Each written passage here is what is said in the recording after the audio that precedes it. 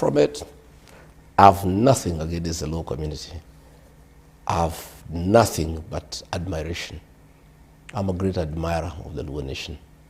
And my history with the people from that nation is very colorful. I am a student of political science. And the people who have made me who I am, the professors and doctors who took care of my politics at the University of Nairobi, are from the Luo nation. The late Dr. Nyangira took me through basic concept in political science. The late Dr. Katete Orwa was my mentor at the University of Nairobi. Professor Wanyande was a great lecturer. And today I owe it to them for my politics because I know a lot. In my employment life, I was mentored by two great public servants, three public servants from the Luo nation. Samuel Eric Oreta was the district commissioner for Kiambu, a great man from Kedube. When I reported to Kiambu as a young district officer, 25 years, he took me through how to be a good administrator. And I'm a good administrator through the hands of Samuel Eric Oreta. I went through Peter Aburu, who was my district commissioner in Kakamega. Later on, he became provincial commissioner in Nyeri. He took me through mentorship. The late Hezekiah Oyugi, Kalam Maduong, that great administrator, I worked under him. I have good relationship with the Luo community, and I must tell you, I trust the professionals from that community, like many of us do. All these rich people you see here in Nairobi, all these very educated people, they are doctors, are from the Luo community. Professor Ogutu is a great doctor at the Nairobi hospital, and I had challenges with my stomach for many years and had to see many doctors until somebody recommended that I see Professor Ogutu in 2016, and the matter was settled. If I go to Nairobi hospital and Professor Ogutu is not there, I go away unless it's an emergency until I see him. Our architects, the people, the men who designed this house, Architect Ouma, a great architect, he designed this house for me 30 years ago. And even when I have to do my interior in Nyeri, wherever I am in my family hotels, the professionals from the Luo community are great people. A structural engineer Ogutu, he has done all my structural work. I have many artisans who work for me. You know, I have a very great respect for the Luo professionals because they are really professional and they are very proud of their work. They are people you actually cannot avoid if you are serious Kenyan. So anybody saying that I have a problem with the community, far from it. I have nothing against the community. We have had problems politically. And when people are opposing each other, when the late Raila Odinga was an opponent of Mwai Kibaki, I was from Mwai Kibaki. So ordinarily, there was a contest between my community and the Luo community. Asante sana, asante sana. Labda nikigusia kidogo, tukisonga nyuma kidogo, kuna wakati ulikuwa katika msafara wako wa kwenda Kisii, ukapitia Bomet, kuna matamshi mengine uliyoyasema ambayo ni kana kwamba ni kudhalilisha hii jamii ya Kijaluo. Labda producer ungetupatia nafasi ya kusikiza ili tuweke jambo hili kwa muktadha, jinsi ulivyozungumza ukiwa na wale watu kutoka maeneo ya Bomet County. Labda tusikize vile ulivyozungumza kwa hiyo hadhara.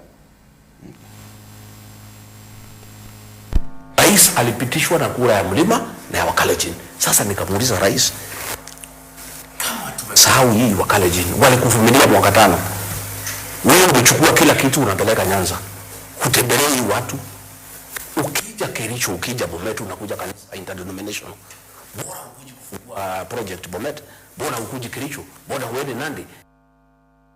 Je, unayajutia hayo matamshi ambayo yanaonekana kuidhalilisha jamii ya Kijaluo? Hapana, mimi sijaongea vibaya. Nimesema rais mlimpigia kura, yeye akuje hapa, anaenda Nyanza. Tungetaka aende Nyanza na pia akuje hapa. Sio ati aende Nyanza peke yake, hata mlimani siku hizi akuji, hata pale gine haendi. Mimi nilisema tulipigia huyu rais kura hapa Kericho. Nimemuona ameenda Nyanza the whole of Christmas. Hajakuja hapa. Sijasema asiende Nyanza, nimesema akitoka Nyanza akuja nyumbani. Kwa sababu hii Kenya ni yetu sisi zote. Huwezi kaa sehemu moja usahau wale ambaye pia walikupigia kura. So matamshi yangu nilikuwa naambia watu ya Kericho, mimi sirithiki ya kwamba rais sio ati hatembei. Kama angekuwa ofisi na hakuna pahali anatembea, ingekuwa labda ako na kazi mingi kwa ofisi na ameamua hatembei Kenya. Lakini nilisema tunamuona anatembea pande ile ya Nyanza kila wakati, na si Nyanza peke yake kwa Luo Nyanza. Nyanza ni kubwa, iko Kisii, iko Kuria, sio kusema ni Nyanza peke yake ya Luo Nyanza. Hii ni mojawapo tu ya kanda ambayo ilinakiliwa. Ukizunguza hayo matamshi, kuna baadhi ya video ama kanda ambavyo wewe kama naibu wa rais wa kitambo ulizungumza kana kwamba unaidhalilisha hii jamii ya Wajaluo. Je, unajutia matamshi yako kama kiongozi katika hii nchi? Mimi sijafanya matamshi yote dhidi ya jamii ya Wajaluo. Kama tulikuwa na mambo ya siasa tukipambana na marehemu Raila Odinga, hiyo ni matamshi ya kisiasa. Na siasa iko na marubano kwa sababu ni mashindano, na lazima unasifu yule ambaye unapigia campaign na unajaribu kumhujumu yule ambaye mnapingana na yeye. Lakini hakuna siku mimi nimetoa matamshi ya kuhujumu jamii ya Wajaluo. Do you believe the president should only visit places where he got votes? No, the president should visit everywhere. Then why should it be a problem when he goes to Nyanza? No, I'm saying he should visit everywhere. You are very but specific. He should not, you told those people that you are the ones who voted for him, but he's taking your development yes, to Nyanza. Yes, do the Nyanza people deserve any development? They deserve a lot of development. And the president should visit Nyanza as many times as practically possible. But also he should visit the Rift Valley where he was voted for. He should also visit the mountain where he was voted for. He cannot abandon the people who voted for him and spend all the time in one region. I was saying he must be balanced and he must serve all Kenyans equally. But he cannot pretend that he has forgotten there are certain people and he knows them because they voted for them, and he has no time for them, and he has time for others. So I was calling for balanced development. When you're with the president, he used to travel all over the country. Why is it that when he's heading to Nyanza is when you raise those issues around him needing to travel to places Not where he necessarily. got votes? I just gave an example at that particular time. Do you accept that he's been to the other parts of the country as well? I gave that example at that particular time over Christmas period, because the Christmas period he spent all the time in Nyanza. And now, do you believe that he's visited other parts of the country? Well, I've seen him go to Western. Okay. I've not seen him go to the Rift Valley. I've not seen him come back to the mountain. He should visit all parts of the country. Okay. And he should visit all parts of the country and do real and tangible development, not to go to insult people. That I agree. Let him visit everywhere, including Nyanza. Let him also remember that he has his people in Rift Valley, he has people in Coast, he has people in Ukambani. He must visit everybody. That statement inspiring the president to visit Nyanza in itself is contradictory, because you have been quoted as saying there are people with shares and others don't. Do you believe the Nyanza people now have shares in the government? Well, the Nyanza people are talking about shares every day, because it's the way politics are done. You're the one who started the conversation on shares. Today, okay, those are my students then they are learning very well. So do the Nyanza people Odinga, have shares? Everybody should have a share in government. And what they are asking for is the right thing. And that is what I was asking. They removed me from office. The ODM people removed me from office for asking for shares for the people who voted for the president. I have had Oburu Odinga, I have had Suluhu and other leaders in ODM telling William Ruto, if you want us to join you, we want 50% shares in your administration. That is the same thing I was saying. But they removed from office and said talking about shares is a very bad thing. And that's why I've been saying they are very hypocritical. You know, shares is about forming government. When you join somebody in a coalition, there are certain expectations. And it's all about shareholding. You agree. If we vote for you, what is there for us? Because politics is about interest. And I have seen the ODM people. They are actually very bold. They are asking for 50% shares. I've heard the governor of Mombasa saying that they want the seat of the deputy president as a reducible minimum. All they were accusing me of is what they are practicing. So there is really nothing wrong about discussion about what will happen to you when you form government. So unasema wewe huna tatizo lolote na jamii ya Wajaluo. Hayati Raila Odinga alipoaga dunia, hukuonekana katika ile hafla iliyokuwa Nyayo Stadium, hafla iliyokuwa Kasarani, hafla iliyokuwa Mamboleo, hata hafla iliyokuwa kwake wakati wa kumuaga. saa hizi ni miezi mitano, hatuja kuona kama unaenda ku... It's true. I sent condolences to the late Raila Odinga, and I had planned to go to the Nyayo National Stadium. And I got information that some goons had been arranged to attack me so that it could create conflict between the Luo nation and the Kikuyu nation. And I applied my mind as a senior politician, as a strategist, and I realized that it was a very important occasion for Raila Odinga and his followers, and it would have been imprudent for me to seem like I have brought chaos into a very solemn ceremony that was very, very important. I planned to go to Bondo. I also got information. And you know from where I'm coming from, for the longest, I've been attacked by goons in this Nairobi, and most of them have been organized by a senior civil servant from Luo Nyanza. The goons that have attacked me in church in Kariobangi, in Mweki, when I was coming from the airport, were organized by a senior politician from Nyanza, who is also organizing goons in Nyanza. The ones Do you that have evidence for the that ones that statement heckled, yes, I have. The ones that heckled Orengo were organized by the same person. So I have also my own intelligence. I get to know what goes on in the security sector and in the country. So when I learned also in Bondo that there were plans to attack me physically as a strategy to create a wedge between the Kikuyu nation and the Luo nation. Because what would have happened if I was attacked in Bondo, the Kikuyu nation would have felt very bad and create an enmity with the Luo nation. And the Luo nation had nothing against me, you know. In fact, let me tell you, the last time I was in Luo nation in the company of William Ruto, when I was his deputy, I was given such rousing welcome in Migori, in Homa Bay, in Siaya, in Kisumu. For the 4 days we were in Nyanza. Yeah. The Luo nation welcomed me like a king. So I knew, you know, people who have dirty schemes of trying to create a wedge between the two communities wanted to attack me at Nyayo National Stadium and at Bondo to create conflict between the two communities. But I'm too smart of a politician to fall into such hands. Ameshazikwa, kuna baadhi ya delegation bado wanakwenda kwake alipolazwa, lakini bado hatuja I did call my mama Ida Odinga, and I gave her my personal condolences, me and Pastor Dorcas, and we did place a request that we would like to go to Bondo, and she told us that things were still quite heavy, and at the appropriate time she will give us an answer. We are still waiting, and if the family tells us, in fact I was ready with my elders and everybody, but we cannot go to a home unless the owner of that home tells us come. Are you saying they've denied you entry? No, they have not. Because it's been 5 months and you've not been there. Why didn't you go to Karen? She told us to wait, and we are waiting. Yeah, you cannot force yourself into somebody's home. I'm an elder, I'm a leader in this country.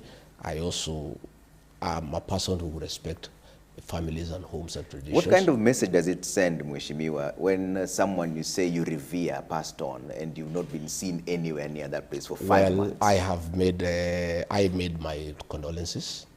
I have passed my condolences to Mama Ida Odinga.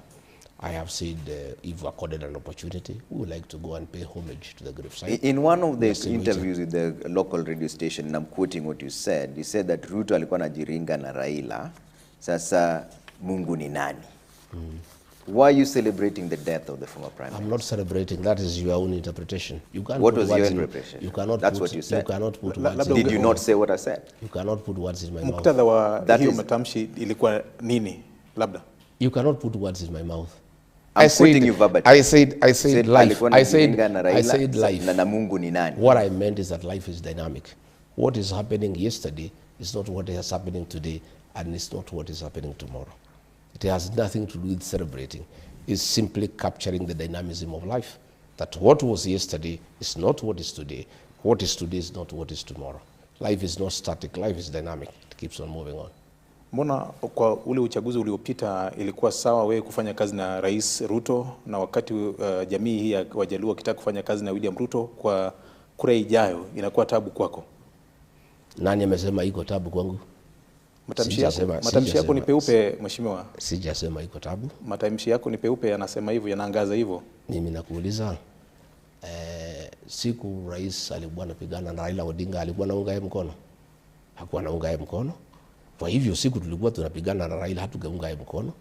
Tena mimi sikupigana na Raila, alipigana na Rais William Ruto. Mimi nilikuwa nasaidia William Ruto kupigana na Raila. Lakini yule ambaye walipingana na yeye ni Raila Odinga na William Ruto, sio mimi. Kwa hivyo huwezi sema ati niko na shida. Mimi sina shida, mimi natafuta uongozi. Ruto anatafuta uongozi. Na lazima sisi tupigane na Ruto kwa sababu tunataka kumshinda. What has changed now? Because this president who you're saying unataka kupigana naye kwa sababu unataka kumshinda was a darling at some point to you. Is it because of the impeachment that now you've changed tune for someone you referred to as your brother? William Ruto betrayed the Kenyan nation. The Kenyan nation or you? The Kenyan nation. He's still the president of the nation. It's he betrayed the Kenyan nation. He said he'll put money into people's pockets. Instead, he took the little that he had. During his campaigning, he said there will be no extrajudicial killing. He came and abducted children and killed them.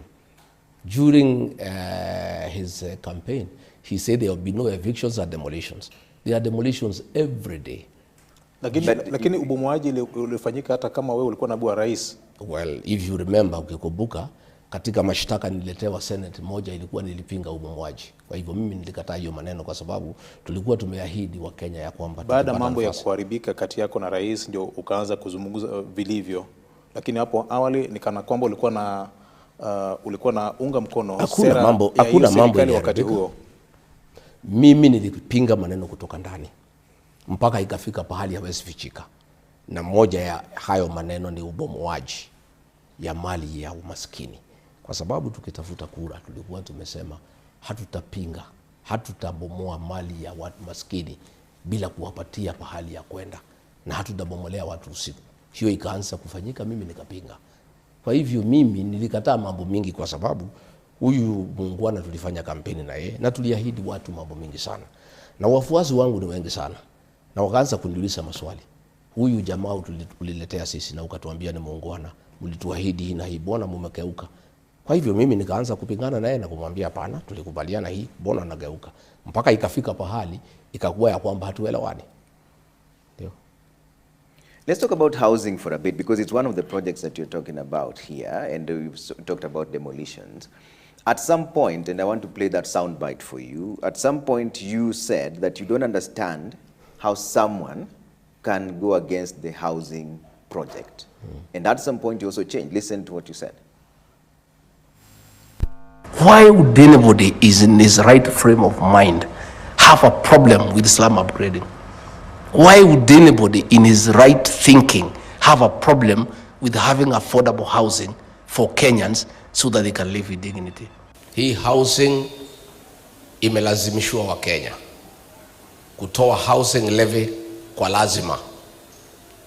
Hiyo pesa sasa imechukuliwa, imepeleka kujenga soko, kujenga mashule, kwa sababu imekuwa conduit ya wizi.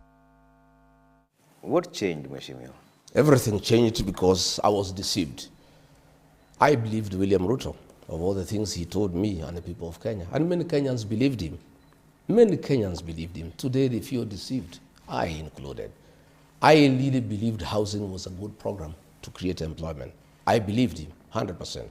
I believed it was the right thing because he is very convincing and I had no reason to doubt him. Until it came to my knowledge that it was all a scheme to create wealth.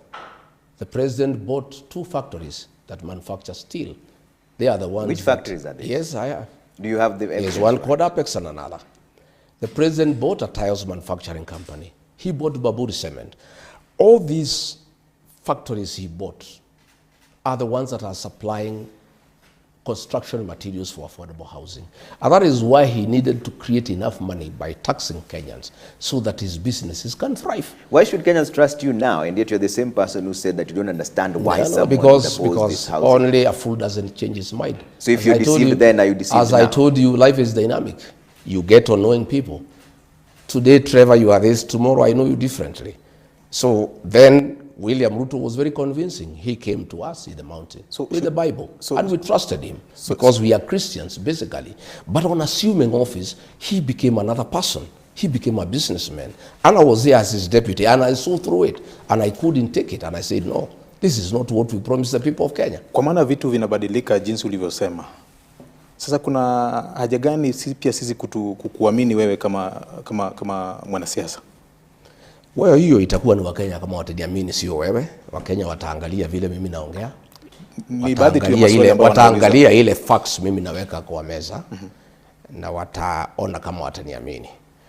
Now people keep on changing their mind. Huyu William Ruto ana shida kwa Wajaluo siku 5 akitukana Rigathigachagua na Wakikuyu. Alikuwa huko mwaka 9 akitukana Raila na Wajaluo. Leo anasema baba ni mtu mzuri, Wajaluo ni watu wazuri. No, wait, wacha nimalize. So umeniambia why people change their mind. Let me give you a good example. Okay. Today William Ruto is in Nyanza abusing me for 5 days. Saying I'm this, I'm that, making me a bogeyman and attacking my community. We are tribalist.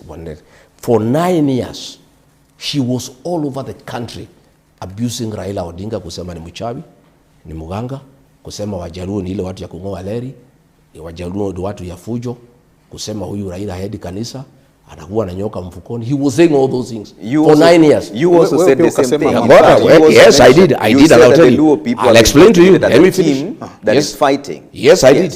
So is that the same position you hold now? I'm saying. Mpaka ukasema wewe ulikuwa na kufanya kwa niaba yake pia. Ngoja kidogo. Simwache. Na ulisema alikuwa. Kwani mko na fujo? Simwache niongee. Tunasikizana. No, I can see you have predetermined questions. So also let me answer. So umeniuliza swali. Okay. No. Tunakupatia nafasi ya kuyajibu. Wacha tukubaliane kwanza. Okay. Ukiniuliza swali lazima nijibu. Kwa heshima na taadhima tunakupatia nafasi ya kuyajibu maswali tafadhali. So wewe ukisema kitu pia unipatie nafasi. Okay. Umeniuliza kwa nini nilibadilisha mafikira. Nimekuambia William Ruto huyu ana shida kwa Wajaluo. Akitukana Rigathigachagua na Wakikuyu. Alishinda kwa Wakikuyu akitukana Raila Odinga, kusema ni muganga, ni mchawi, ni mtu ya Wajaluo ni watu ya kungoa leri, Wajaluo ni watu ya fujo. Leo alikuwa anasema jana Wajaluo they are intellectuals, they are very intelligent people. But it is you are talking to Mheshimiwa. No, but I must give examples.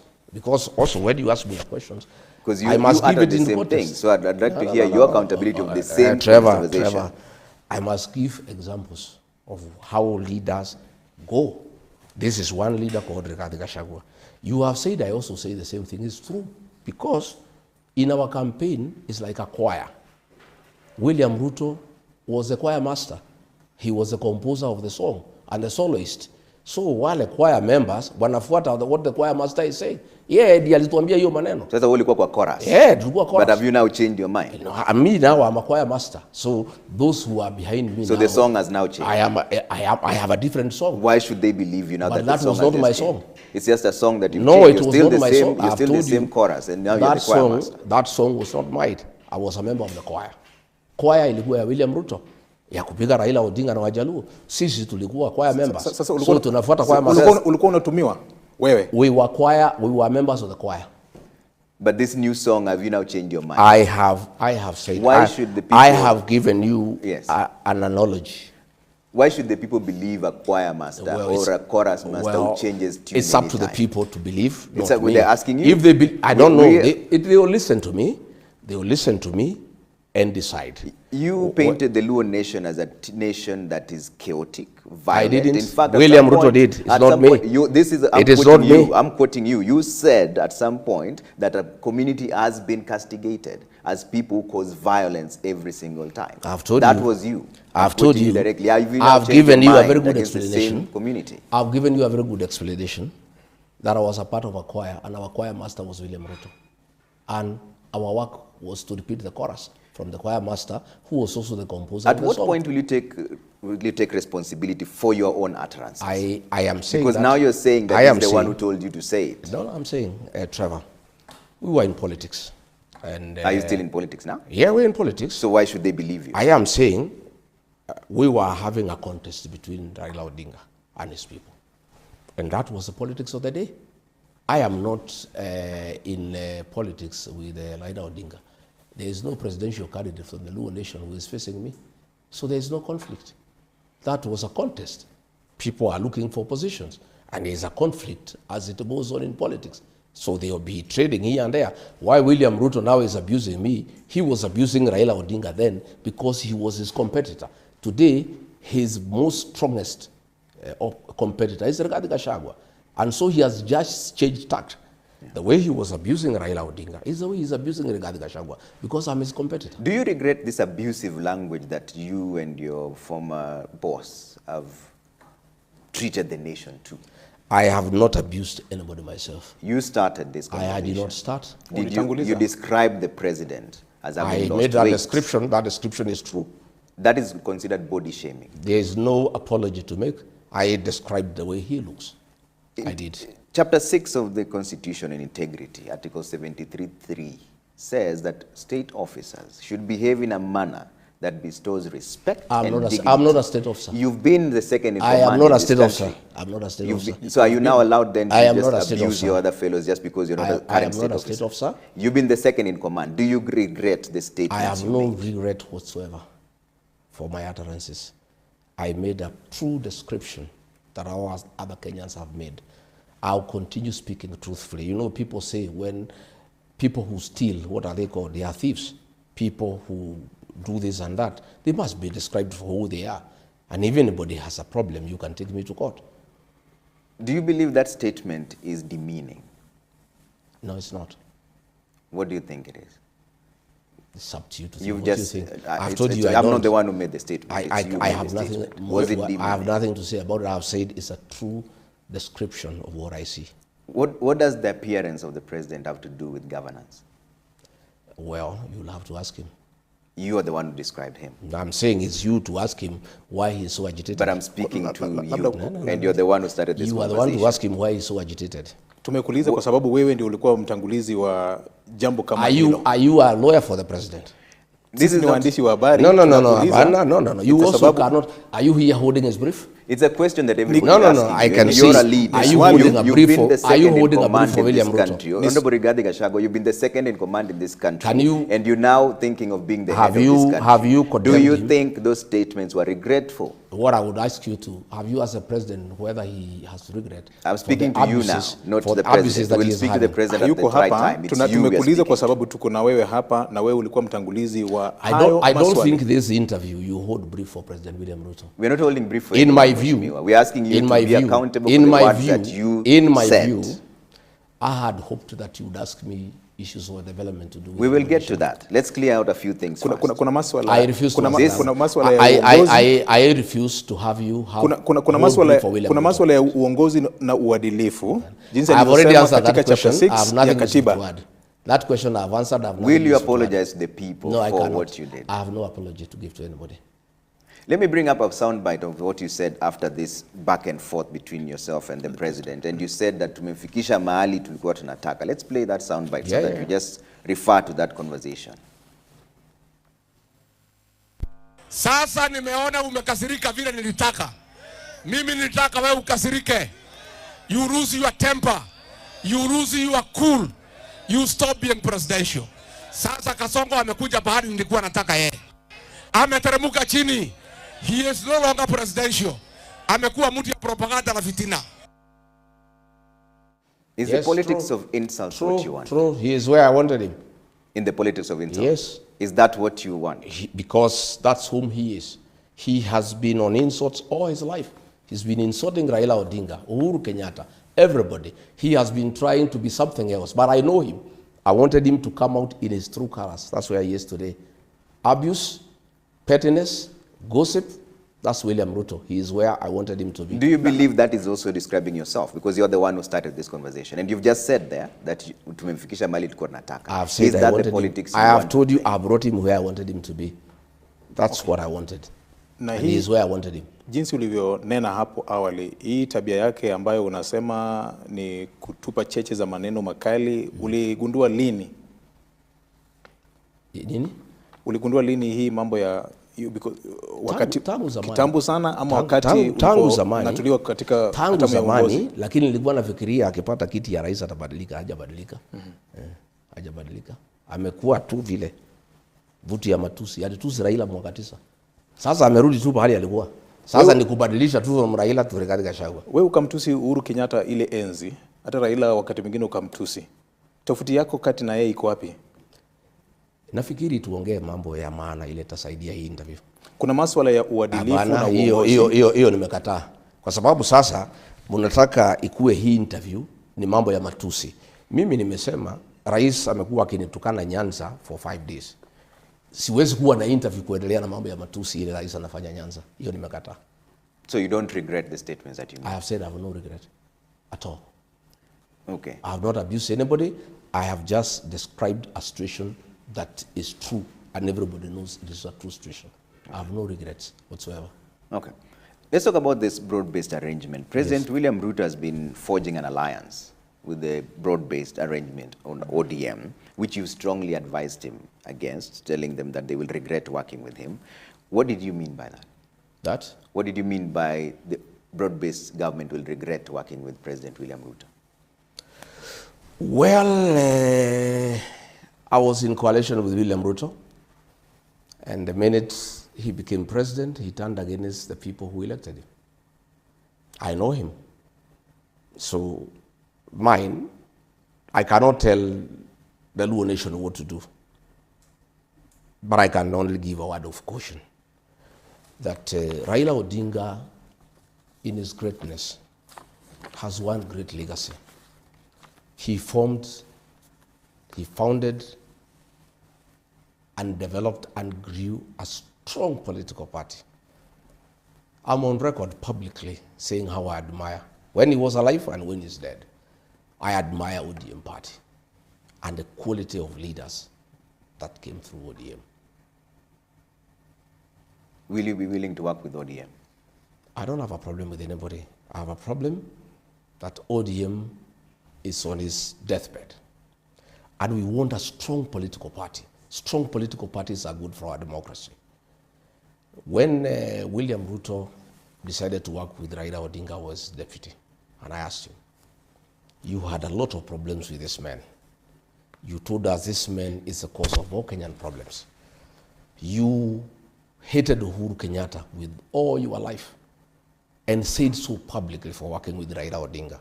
How come, after having a problem with Uhuru Kenyatta for working with Raila Odinga, you now want to work with Raila Odinga? What has happened? And he told me, we were quite close.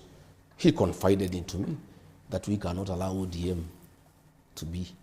We must destroy ODM. So we must get nearer Raila Odinga, get nearer ODM and destroy it so that we are able to govern. This is hearsay you're saying. So you're saying the president wanted to destroy ODM? Yes, he told me. But it is the same party he wants to work with now. How does that make sense? He doesn't want to work with ODM. He has destroyed ODM. ODM is a pale shadow of his former self. What will happen, and you tell me, this NDC that is scheduled for Friday, that is ODM's last supper, and I hear Ruto wants to attend. Let me be very candid with the ODM followers. That is Raila's legacy. Please, don't allow William Ruto to destroy ODM. Because I have been in this space before. The only way a region can protect its interests in a government is through a strong political party. My people from the mountain, we are in the terrible situation we are in, I included, because we went to join Ruto without our own political party. And he shortchanged us, turned against us, and can do whatever he wants. If ODM agrees to be swallowed by William Ruto, the people of that region will be at his mercy. And they'll come to cry the way we are crying. So it's up to them. And if they must join William Ruto, because we cannot stop them. Yeah? If they must stop him, if they must work with him, I'll give them a few tips. Because it's important that I do so. And if they listen to me, it can help them. If they ignore it, it doesn't matter. But at least I'll have spoken, and it will be on record. If I had listened to President Uhuru Kenyatta, when he told us that William Ruto cannot be a good president and it's not good for the country, this country will not be in the shit we are in. Myself and the people of the mountain will not be in the predicament we are in. With respect to what's your language, Mheshimiwa? Yeah? What's your language, Mheshimiwa? No, I'm just saying. It's national team. I'm just saying we will not be where we are. Towers. We will not be where we are.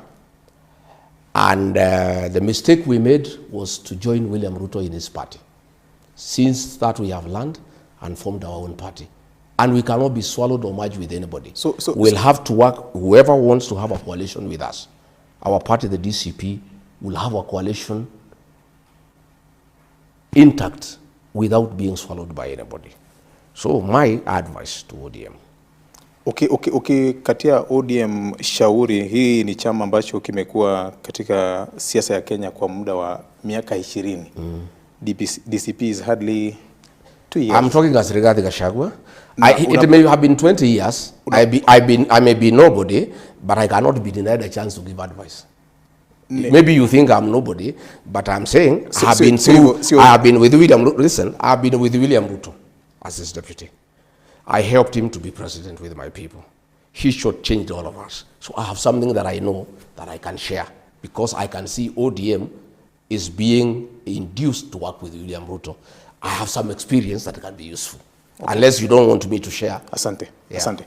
Umenena hapo kwamba nyinyi kama watu wa mlima mlidanganywa kwa sababu hamkuwa na chama cha kisiasa.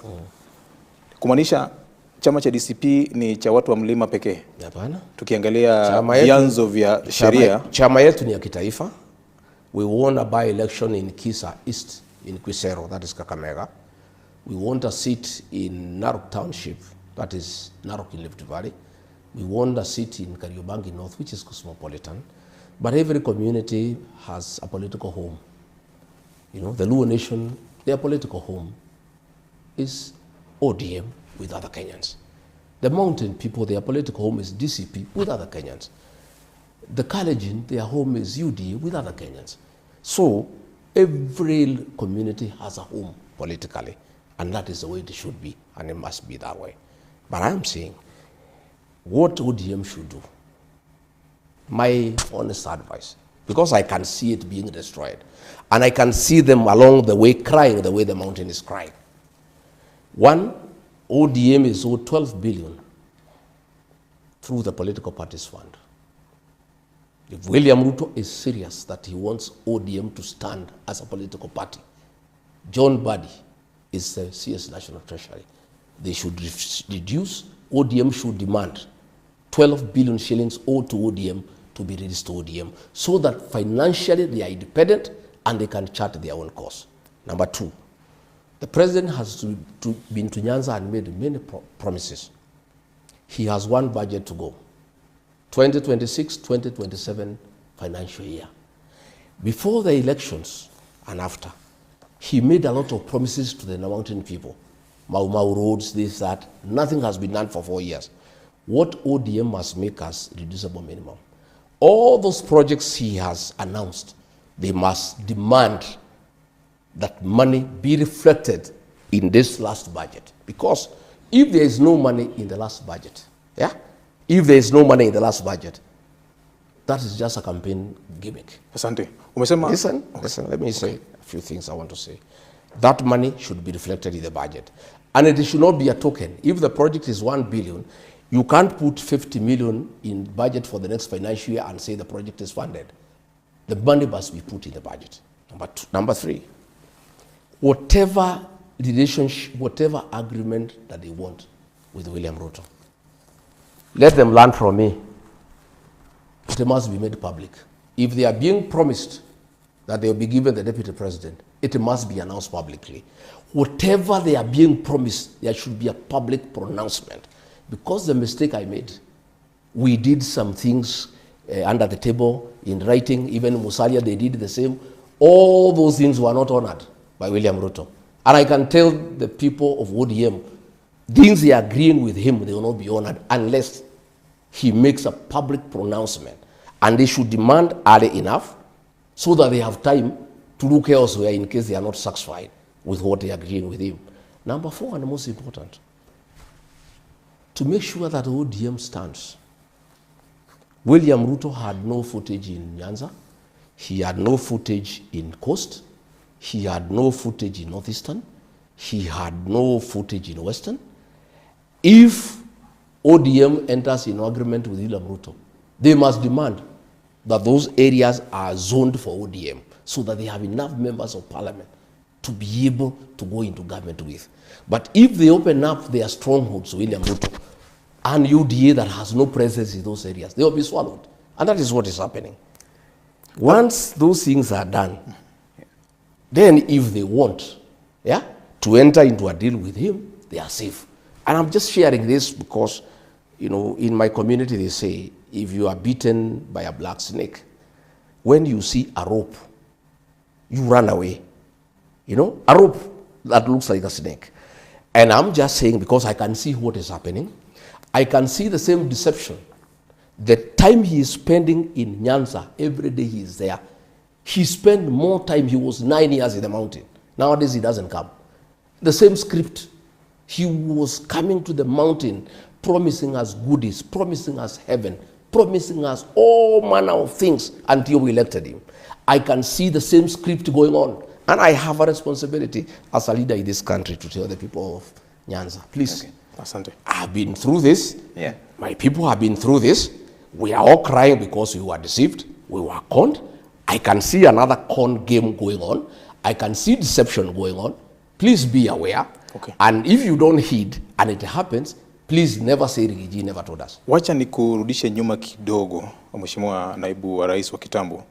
Hapo awali ulisema huna shida na hii jamii. Unavyozungumza katika ile structure ya uongozi wa DCP, je, kuna yoyote yule ambaye anatoka katika eneo la Nyanza? Swali la pili, kuna wakati ulisema the position ya PS Interior na CS Finance ilikuwa a reserve of the mountaineers. Yes. Na bado unatuambia unatupenda? No, watu wa Nyanza. My friend, one, Mable Owino, the Deputy Secretary General in charge of strategy, is a Luo girl from Kisumu, very talented young woman, and she's working with me. When I was appointed Deputy President, my Chief of Staff was George Makeboy from the Luo Nation, a great administrator. Lakini aliondolewa baadaye akapelekwa mahali. Ruto alimtoa akampeleka Djibouti. Djibouti, some funny somewhere. Yeah, I loved the guy, and when Ruto found my office was functioning well and he wanted to bring me down, one of the strategies he did to start undermining me was remove George McAvoy. He's a man I had brought to my office. I have total respect for the community and their professionalism. There's something you asked me. You said CS Treasury. CS Treasury. Yes, it's true. Just the way ODM is saying Deputy President is reducible minimum. Before we elected William Ruto, we had some demands and we agreed. And those are positions we negotiated. We had negotiated for National Treasury, CS, for CS Interior, for CS Agriculture. That is the way negotiations are done. And I was just saying, what we negotiated, you cannot take away. It does not mean that I have a problem with whoever I was giving. I was just saying, what we have negotiated, give it to me. Just the way we are saying now, I have heard Governor Mombasa saying Deputy President is a reducible minimum. If they agree that they are given Deputy President, if they are shortchanged, they must complain. That's the way these negotiations go. So myself, I was quite right in saying whatever we agreed, we delivered. You had said, give me your votes, I'll give you this. We give you our votes, and what we gave you are taking away, I'm saying is wrong. Ukiangalia hiyo ratiba ya wale mawaziri ambao katika baraza la mawaziri ya Rais Ruto, kuna baadhi watu ambao ni 8 kutoka eneo la Mlima Kenya. Yes. Does it bother you? Does it worry you? Not at all. In terms of representation in the cabinet? I negotiated for the mountain in exchange of votes. ODM is demanding 50%. Is there anything wrong? You demand, you know, my friend. This is where the problem is. Politics is a game of interest. This is where the problem is. So what about the other nations and the other tribes? But have you asked? Have you asked Oburu when he is demanding 50? What will happen? That is a conversation they're having, and I'll speak to him when we speak to him. Yes. But we're speaking to you now. The Mount Kenya region has about 8 CSs, more than 15 PSs, and more than 300 in this cycle of government in terms of leadership. Is that fair distribution of resources and appointments, considering my brother Trevor, we had a political negotiation. William Ruto wanted votes from the mountain, 4 million votes. We gave it to him. And we say, in exchange, this is what we want. That's the way politics are done. And that's why I'm saying ODM cannot agree to dissolve. Because if they dissolve, How will they negotiate with William Ruto? They've not had a conversation of dissolving, but I'm asking you, because you're a leader of the opposition now, and if you have a negotiation with ODM, will you then offer them the 8 slots and the 15 PS? My friends, the dynamics of those negotiations will dictate what will happen then. We are not yet there. Let's not cross the bridge before we get there. Negotiations are informed by the parameters that exist at that time. William Ruto had been rejected by all other Kenyans except the mountain. He was desperate for the mountain vote. So we also asked him, we are the only people who are willing to back you. Coast rejected him. Northeastern rejected him. Nyanza rejected him. Western rejected him. Nairobi rejected him. Nobody else was willing to back him. The mountain was the only stupid region that could not see through him. We were conned, and we have accepted our mistake, and we are going to correct it. But since we are the only ones who are available to support him, we demanded as much as we could, because that's the nature of negotiations. But now, if we are in a coalition like now, we are with so many other people, I don't think we can demand that much, because whoever we are with, we are many of us, you know. But that time, other than the mountain, nobody else trusted William Ruto. They knew him, and they knew whom he is. Do you understand and history is repeating itself. As we speak today, only that region seems to believe William Ruto can be anything. And that is why they are demanding 50%. And I think they are quite right. Because the mountain doesn't want him. Coast doesn't want him. Everybody doesn't want him. So the people of ODM in Nyanza are saying, well, since nobody wants you, can you give us 50%? Do you understand why people are a bit shy to deal with you? Because of the strong language that you use. Even right now, when we speak about a conversation. Say you are shy dealing with me. You have just Don't said, talk about other people. You've just said the Mount Kenya region are the only people who are stupid enough. Yes. That tagging is where the problem is. No, we were labeling communities. I have said that is a feeling in my community that we were conned, and we did not see it through the con. We were conned, and we have accepted. And that is a mess, is a language everywhere. We were duped into electing somebody who cannot lead, a businessman who has, reaped the country, who has taken over all the businesses in the country, who has ordered abductions and extrajudicial killings, who has spoiled relationship with other countries. We were duped. And when people are duped, how do you describe them? And I have said myself, I was stupid. I have accepted. I was stupid enough not to see through William Ruto. And that's why I'm saying I don't want anybody else to be conned. I don't want anybody else to be duped. I have a responsibility as a Kenyan leader to tell other people whom I can see they are being conned. You guys, you are being conned. I have been through this with my people. We were conned.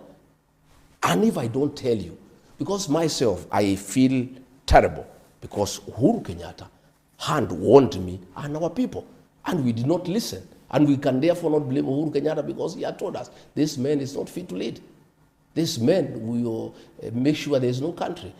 The same has come to pass in Uhuru Kenyatta's lifetime. I don't want any other community to fall into the same trap when I'm alive and when I have a mouth to tell them. And that's why I'm telling the people of Luo Nyanza, hey, be careful. And if you must go to bed with this man, can you demand the following? Will you approach ODM and have a conversation around coalitions with them? Because Wiper has given that coalition making is a continuous process. We are waiting to see what happens after Ruto breaks down ODM and what remains and whom we can deal with. How will he break it down? Because there's been no conversation about dissolving ODM. It's a conversation for a coalition, a broad-based government. Junet, Wanga, they have sold ODM to Ruto. It was sold in Kirigori. There's no evidence. Did they say only ODM? And what is the evidence to that effect? I've just told you. Waliuza chama kwa pesa ngapi? We know these things, my friend. We have been around for a long time. No, explain this when Rigiji tells you your wife is pregnant, go and buy diapers. No, let's explain this to us, Mheshimiwa. So you are working currently with DAPK and Wiper and everybody else. Have you bought them? No, I've not. So why is it that when UDA is working with ODM, then they've been bought? You see, they have been bought. That is why they want to kick out Sifuna, the Secretary General of the party. No, let's talk about that is why. No, listen, so why? You are asking me why. Yeah, have you bought this? No, I've not bought anybody. They don't. So why is building the other coalition between ODM and UDA a matter of one buying the other and not coalition building? Because the people who sold ODM don't want a Sifuna. because Sifuna has refused to sell ODM to William Ruto. That's why they have called an NDC to kick him out. And that will be the death of ODM. And that's what Ruto wants. He wants to kill ODM. He told me myself that I'll kill this ODM. I cannot allow Again, such that a is strong hearsay. So we cannot verify that statement because that was a conversation between the two of you. How much was ODM bought for? I don't know the figure, but a deposit So how then do you know it was bought? A deposit has been paid. How much deposit? What? How much is the deposit? That is a story for another day. No. So you're the one making the I'll allegations. go and find out also. You're the one making the allegations. Ukasema sisi kazi yetu ni labda kujua zaidi. Pia nyinyi mfanye kazi kidogo, mimi nimepatia nyinyi tip, nyinyi mfanye hiyo ingine. You are also investigative journalists. Go and find out the figure. Okay. And let me tell you what happened. My brother, just open up your eyes. I've done oral literature. I studied Luo customs. Death and burial is a very strong and emotive issue in the Luo nation. Okay? Raila Odinga dies. Before his body arrives in Kenya, ODM has changed hands. In an African setup, and among the Luo, I've studied oral literature, you don't inherit a man before he's buried. ODM, Raila was the leader of ODM. He dies. A team is sent to go and bring his body. Junaid Mohammed conveniently becomes sick. He doesn't go to collect the body. Suluhu gets sick, conveniently doesn't go to collect the body. Oburu, conveniently, the brother doesn't go to collect the body. Before the body arrives, National Executive Council is convened. And the leadership of ODM changes hands. Raila Odinga is inherited before his body arrives in the country and before he is buried. It has never happened in an African custom. ODM had already been sold, and the coup was done even before his body arrived in this country. Yeah? And that is why they want to kick out Sifuna, because Sifuna cannot agree to that scheme. The statements of the ODM being sold is the one thing you keep referring to, but you can't tell us how much. But I've asked you, conversation? And you keep referring to Sifuna, that is one person. Doesn't it that is bother just a you, fallout Trevor? with one person. No, you are low. Doesn't it bother you? That a man is inherited before he is buried. I'm not the one answering the questions. You're the one answering the questions. I'm just saying, I'm just throwing a question. You're the one answering the questions. For your own mind. Why would you say it's been bought? But why don't you? Why are you not asking me to explain? We're asking you to explain how much was it bought for, and you're not telling us. Lots of money. How much? A lot of. What was the deposit? Lots of money. Is it because one person leaves, then now a party has been bought? Lots of money. And I've asked you the same question. Have you bought Wiper and DAPK, the ones you're working with? I don't know why you want to bring Wiper and DAPK. Because it's a coalition. You're the one who's told us you've been in politics for long. So we're trying to understand. I don't know why you want to play advocate for William Ruto. Aren't you bothered as a Luo that ODM is getting finished? You should be bothered. That is your vehicle. That is a vehicle that Raila Odinga developed for the community. Is it not giving you an opportunity as DCP maybe to be solid and work with? To do what? To work with the ODM. I am saying, and even accommodate. I am willing to work with like-minded Kenyans, like-minded political parties. But I am saying we are still waiting. We are observing the political space. The destruction of ODM is imminent. Whatever little will be left or whatever will go away, we'll see whom we can work with. The Wanga, Junet, Oburu wing will go with William Ruto.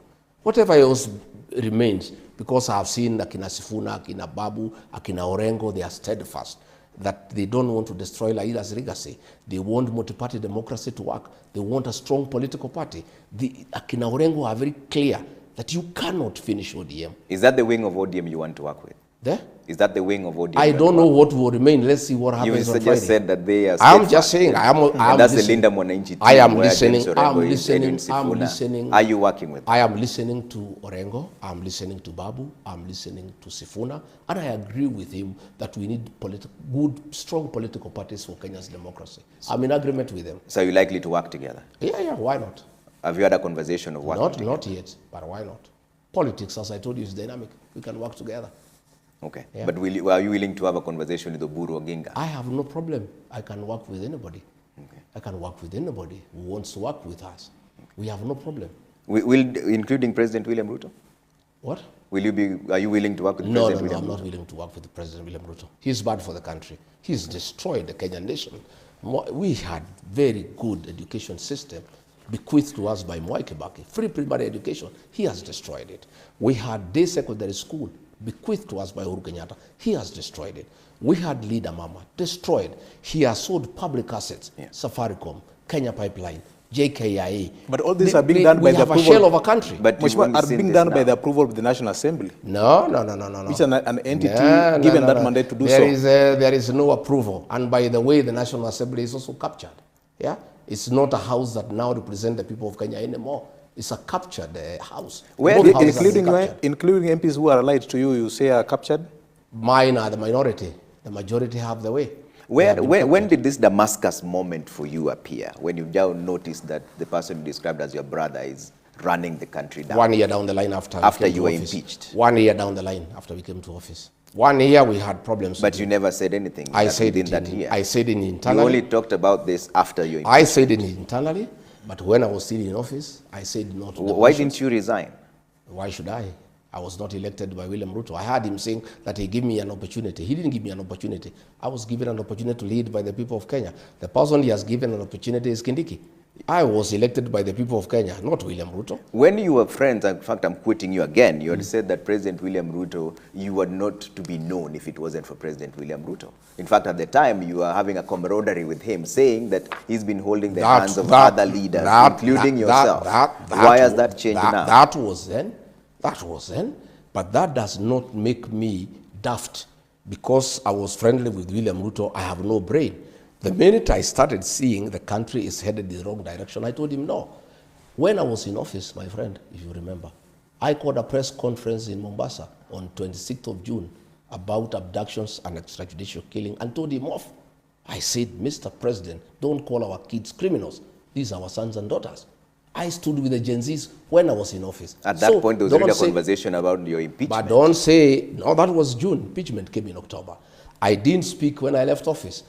When he sabotaged the war on drugs, on the fight against drugs and alcohol abuse, in Nyandarua, I told him on his face, why is your CS Interior and PS Interior sabotaging the war on alcohol? I heard him saying that I was taking money from cartel. They said you are extortionist. Yeah, he can say whatever he wants to say. If that was true, it would have been one of the charges of the impeachment. It wasn't. That is an afterthought. After I have really put him to task and I have created a huge one-term movement in the country that is sending him home. The reality of one term has just sunk to him. I have told you, I told him publicly, don't sabotage the war on drugs and alcohol when I was in office. I did not start telling him off when I left office. And one of the reasons why he had to get rid of me is because I was opposing him from within the cabinet. When he brought the finance bill, 2024, I was the only one voice in the cabinet to say, no, this is not acceptable to the people of Kenya, and the people of Kenya will have a problem with it, and we shall have an egg on our face. And it came to pass. I went back to the cabinet, I said, Mr. President, I told you, after the Gen Zs forced him to back down, I said, I told you, you did not want to listen to me. I told you this thing cannot be accepted by the people of Kenya. So this argument that I only spoke after I left office is a fallacy, it's not true. I spoke from inside, and that is what precipitated my removal, because I was bringing oversight and sense, and starting with the people of Kenya from within government. And by the way, that is what the framers of the 2010 Constitution wanted. They wanted a deputy president who is elected and who can check a wrong president from within government. That was the intention of the framers of the 2010 Constitution. They did not expect a robot, an appointed deputy president like the one we have, who cannot say no to the president because he's his appointee. The framers of the 2010 Constitution wanted to bring oversight within the executive so that you have a president and a deputy who are both elected. And since not both of them can go wrong at the same time, if one of them goes wrong, the other one can check him. Hiyo ilikuwa kazi ya bunge. Tuko na makamati mbalimbali za bunge kuangalia jinsi executive inavyotenda kazi yake, mheshimiwa. Are you trying to rewrite what the Constitution says in terms of its spirit and letter? I am saying there is something called the letter and the spirit of the law. The letter is what is written. The spirit is the intention. Why did the framers of the Constitution want two elected people, one president and a deputy elected by the people? So that the deputy president has a voice because he's elected by the people. The current deputy president we have He's a robot. He's somebody's appointee. There's nothing he can say. Everything is yes, sir, yes, sir, yes, sir. You but had myself, said, because you I was had elected, said in one of the political meetings when you were still in good terms with the president that wewe ni mtu wake wa mkono, wewe ni Mr. Yes, sir. I say yes on good things. I was prepared to be yes, sir, on what is true, what is good, what is constitutional, what is within the law. I had no problem. And for the good things that we were doing, I was supporting him 100%. But when he started abductions, extrajudicial killings, I said no. Okay. When he started demolitions and evictions, I said no. When he started theft of public resources, I said no. When he started misappropriation of public funds, I said no. I was prepared to be loyal, yes, sir, on things that are constitutional, things that are good, things that serve the people of Kenya, things that are appropriate, and that improves the lives of the people of Kenya. I was more than prepared. Thank you. The minute I realized that what was happening is not what is supposed to happen, I said no. Kuna wakati ulikuwa kama naibu wa rais, wakati chama cha ama coalition ya Azimio walipokuwa na maandamano, tulikuona ukiraukia mapema sana kwa ofisi yako, ukicoordinate masuala ya kudeal with mambo ya maandamano, watu waliuawa, watu wakapigwa vibaya sana, mali ikaharibika. Was this part of the script of saying yes, sir, to the Mr. President? I was not in charge of security operations. The way the security architecture works in You this chaired a country, meeting, Mr. the way the Shima. security architecture works in You this chaired country. some meeting in absence of the president. Yeah. Let me tell you, the way the security architecture works in this country is that the president is the chairman of the National Security Council. He also appoints all the security chiefs and they report to him directly.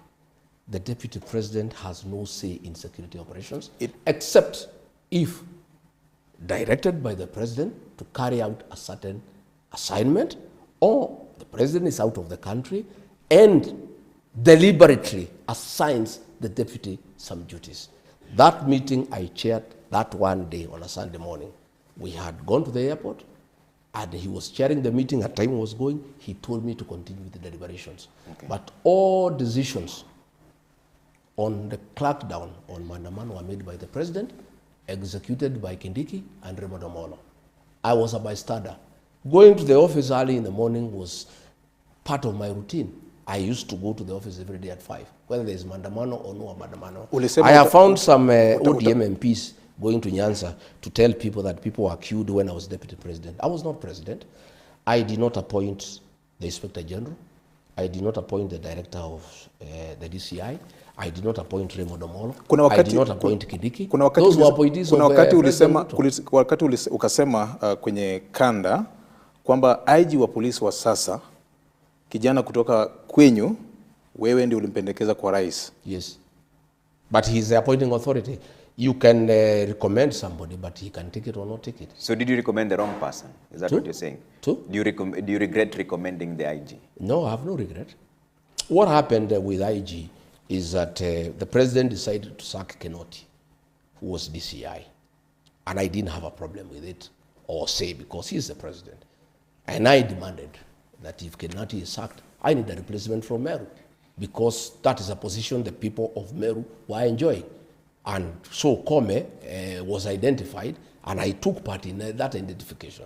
But I don't take responsibility for his actions. The fact that I said this guy is okay, but the appointing authority is the one who made the final appointment. I made so many other recommendations which he ignored. Yes. Okay. Let's take some feedback here. We're about to take a quick break for the highlights here, but there's quick feedback. Ashley Dan says, shame on you, Ramogi, for inviting a tribalist for an interview. How will you shake off this tag of being a tribalist? Well, to start with, if tribalism is speaking one's language, then Ramogi station should never have existed. Why do you call me to a tribal show? We didn't call you. No, I'm saying why does this show exist? You requested us to come here. No, but why does it exist? Why does Ramogi exist? You are being asked here that there's a tag for you being a tribalist. What makes me a tribalist? Shareholding conversation is one of them. But Uhuru is talking about shareholding. But let's not deflect the question to other people. It's you who started this conversation on shareholding. My friend. And people believe that you stand for the mountain more than any other reason. Shareholding is part of the agreement between Wetangula and Musalia Mudavadi, and is signed by William Ruto. Does that make him a tribalist? Shareholding is part of discussion on political negotiations, and it's going on as we speak today. And there's nothing wrong with anybody saying, if we support you, this is our expectation. And that's what ODM is saying. And they are saying it so loudly. Why is that person sending you that message, not asking why Oburu and those who are asking for shareholding with Ruto are not tribalists? Because we're speaking to you now. So is that the same arithmetic that you not, have that as is a tag. That, let me tell you, that tag of tribalism has been pushed by William Ruto. But when I was supporting him, he never said I'm a tribalist. When my community was supporting him, he never said I'm tribal. My community and I are not tribal. Ask me why. In the last election, we had a candidate called Manyora. We never gave him any vote. We gave 4 million votes to William Ruto and 1.3 million votes to Raila Odinga. I had the leeway to say I cannot support William Ruto because he comes from another community. Okay. Then how do you call me a tribalist after supporting a Kalenjin to a man? I supported him with my people. Okay. When did he realize we are tribalists? Then he was saying I'm a very good man, a very good mobilizer, a people-centered guy. I don't know what. He had very kind words about me. Okay. But the minute I and my people decided that he had betrayed us, he had shortchanged us, he had deceived us, he is not what he told us he is, he's not what we thought he was, and we changed our mind, then we became tribal. All right, stay with us, Mheshimiwa. We have to take a quick break. Nyikwa Ramogi rokamana nyoko Ramogi TV kaendie. Network makende giogai mar DCP Mheshimiwa rigathigachagua gijalup jatend piny Kenya machone dala ne makaren obiro ne achiel kachiel kontiere kagi VOJ Victor Tieno Juma mar Radio Ramogi. Wakaw thuolo moro yue machuok mondo muwinjre weche manyien madhi biro saa 3 to koduogo kendo to pod odhi medo go mbaka gi Mheshimiwa Rigathigachagua menogai mar DCP gi jalup jatend piny Kenya machon. Kik udhi mabor ahinya.